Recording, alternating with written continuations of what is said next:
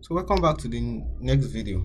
Now the first assets I will need to calculate will be my plant and equipment. I need to calculate the depreciation, the new assets, and the ending balance. So I already have the beginning balance. So for me to start with that, the first thing I will need to bring the details of that asset.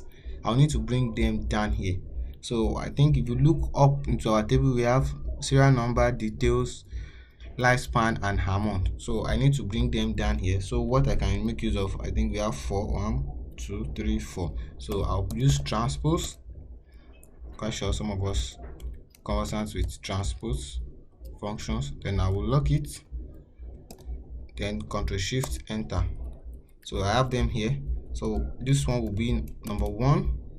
So now I need a function that will go into that table and bring each details out for me down here. So I'll make use of VLOOKUP and match.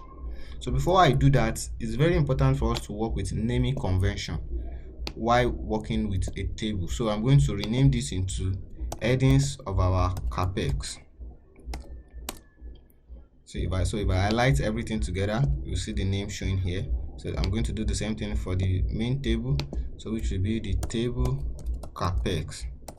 So we have that.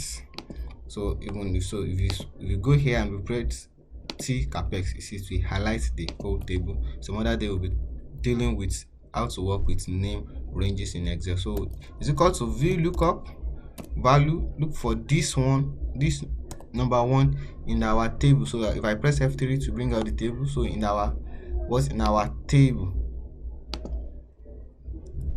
what will be my column index number? So I will need to make use of match.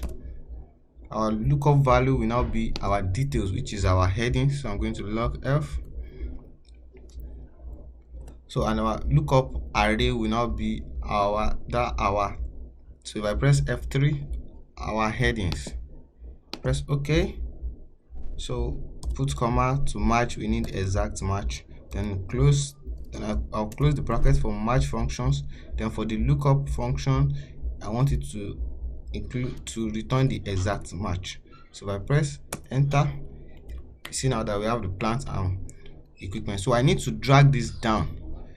Where I need to keep this one constant so that Excel can know that okay, we want this one. So if I press Ctrl D, lifespan is 10 years, and if I press Ctrl D again, it brings out the amount. So you see how to work faster. So now, because I'm going to just copy this main table for the next one, so I'll just need to remove the lock that we make use of. So I'll press Ctrl H, so look for dollar and replace all.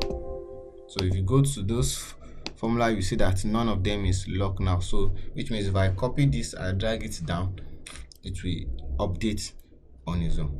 So in the next video, we'll start with the calculation.